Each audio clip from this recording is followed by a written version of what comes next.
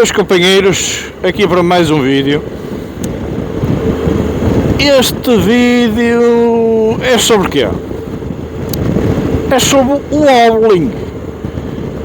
E vocês perguntam, o wobbling, mas a tua moto faz wobbling, não faz wobbling? Opa, a minha moto não faz wobbling, ok? E já agora, para quem não sabe o que é wobbling, o wobbling é quando a gente vai a determinada velocidade e o volante da moto começa aqui a gingar, ok? Isso é o dito wobbling. Entretanto, pá, sei lá, pá, há 3 meses surgiu um vídeo muito badalado na net. Por menos para mim foi badalado, que aquilo apareceu-me N de vezes nas redes sociais e em grupos e não sei o quê, que foi um fulano no Brasil numa, salvo erro, numa Triumph Tiger, pá, não sei qual era a cilindrada da moto, não sei se era 1200, se era 800, se era whatever, não interessa. Mas a verdade é que o gajo ia a determinada velocidade, que eu já não sei precisar aqui, e de um momento para o outro começou a frente, entre aspas, a varejar toda. Quando a frente começa a varejar, isso é o dito wobbling, ok? E o que é que acontece? Das duas uma, ou vocês reduzem a moto e conseguem controlar a mesma sem ir ao chão, ou então esqueçam que vocês irão dar malho. Agora, opá, apareceu, de vez em quando, bem aí, tentar explicar o que é o wobbling. Epá, vou a 120 e isto não me dá o wobbling. Vou a 130 e isto não dá o wobbling com top cases e afins. Meus amigos, para quem não sabe, por norma, as top cases e malas laterais têm uns autocolantes no seu interior, no qual informam a velocidade a que não devem ultrapassar para não sofrerem efeitos de wobbling. Tcharam! Tão simples como isso. E depois vocês perguntam, opá, mas tu já sentiste o efeito do wobbling na tua vida? Já tiveste a experiência de quase de ir para o mundo do sobrenatural? Viste a tua alma a sobrevoar sobre o teu corpo? Opá, já tive a experiência do wobbling. Uma marca de motas e um modelo muito específico de motas, muito famoso pelo seu wobbling, é exatamente a Tracer 9. No meu caso foi a Tracer 9 GT, ok? Inclusive, ou seja, mas já foi o modelo tipo de 2019. Daí para cá, não sei o que é que fizeram à GT ou à Tracer 9 para lhe tentar melhorar essa situação que era muito recorrente, principalmente quem usava o kit das 3 malas, ok? Era uma situação bastante recorrente. A mim, inclusive, aconteceu-me, mas o wobbling só me aconteceu a partir dos 180 km/h. Ou seja, eu tive aquela experiência de quase morte a 180 km/h. Ou seja, a essa velocidade, eu inclusive ia com um colega meu, eu ia fazer o test drive na autoestrada, na Tracer 9, inclusive tenho fotos dela, de uma vermelhinha, depois eu meto aí se encontrar as fotos, e um colega meu ia fazer o teste na BMW, na GS, na altura, salvo erro, que ainda era 1200, não seria a 1250, ok? e ele passou por mim de gás, ou seja, já iria a mais de 180 e não teve experiência nenhuma do wobbling, e eu tive a experiência do wobbling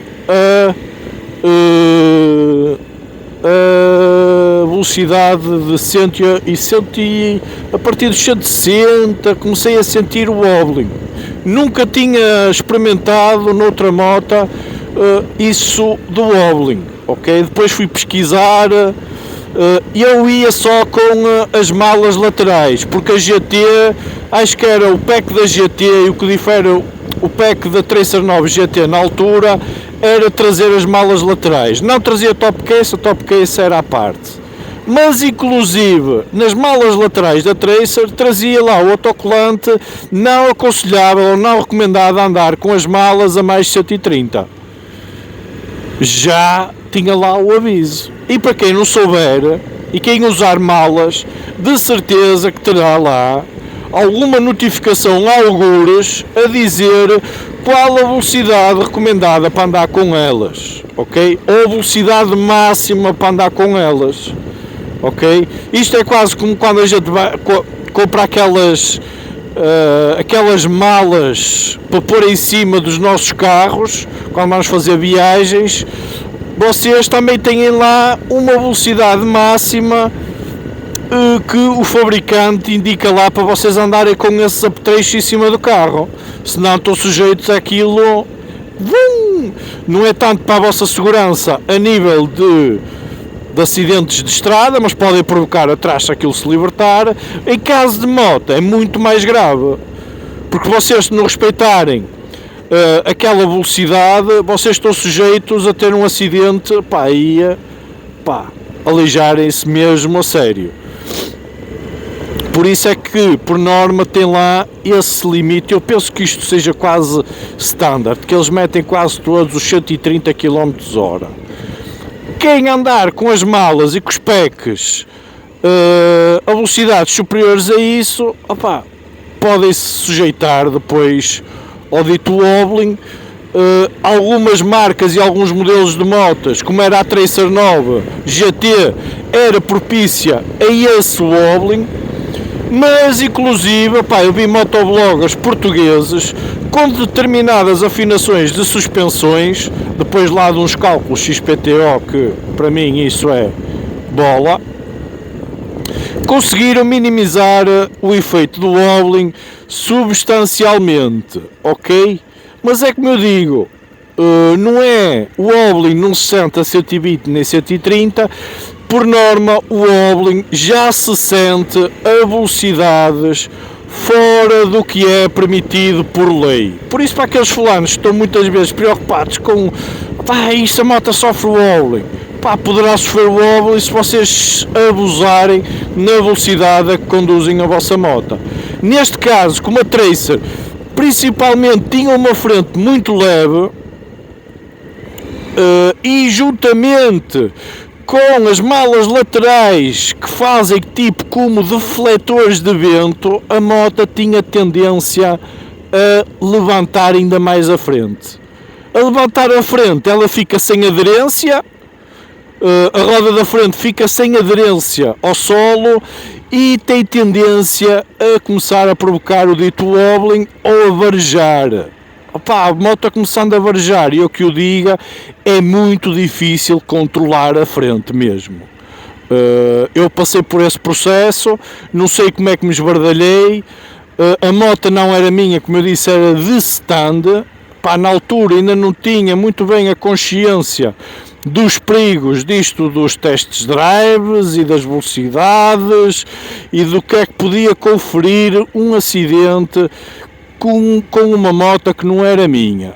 Abusei, estiquei-me e a verdade é que aconteceu comigo. A frente começou a varejar toda e eu automaticamente não fiz uma redução de velocidade drástica.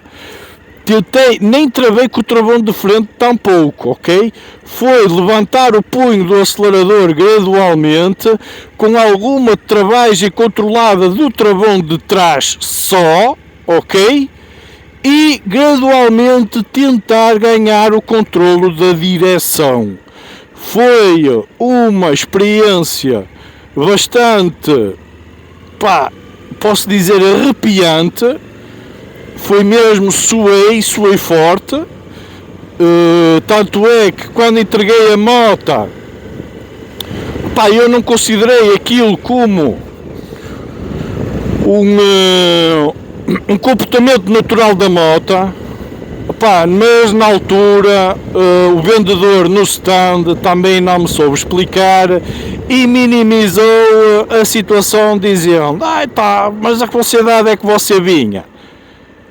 Essas velocidades você também estava à espera de quê? Não há nenhuma moto que lhe garanta uma segurança mesmo a 100%.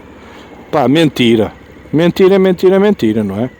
Ali ele podia ter começado por alegar várias situações a nível desde das malas laterais, desde afinações melhores de suspensões, que depois eu pude constatar que afinando a moto a nível de suspensões, como eu já disse aqui, o comportamento da moto melhora logo, 90%, e a verdade é que não me magoei seriamente, posso dizer, porque mantive algum sangue frio e juntamente com alguma sorte, porque isto, venha quem vier, se a sorte naquele dia não estiver do nosso lado, às vezes a gente pode ter os comportamentos mais corretos, mas esqueçam, se naquele dia tiver para as coisas acontecerem mal, acontece e não há volta a dar. Ok, companheiros, isto foi só para aqui, para desmistificar algumas situações, porque por norma, só se a moto estiver toda desconchavada é que vos vai fazer o wobbling a 100 ou 120. Não acontece, ok? O wobbling começa a partir de velocidades a partir nos 150, 160 km/h. Tão simples como isso.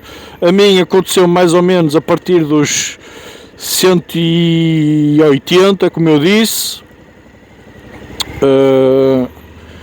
Lá está, se devia acontecer, não, porque a moto se dá aquela velocidade. Agora, tem ali fatores que podem desculpar, como é a situação das malas laterais, e é isso que eu venho alertar, principalmente que um dos principais fatores que ajudam ao wobbling é as vossas malas laterais e top cases, ok? Espero que tenham gostado do vídeo, façam um grande like e showzinho!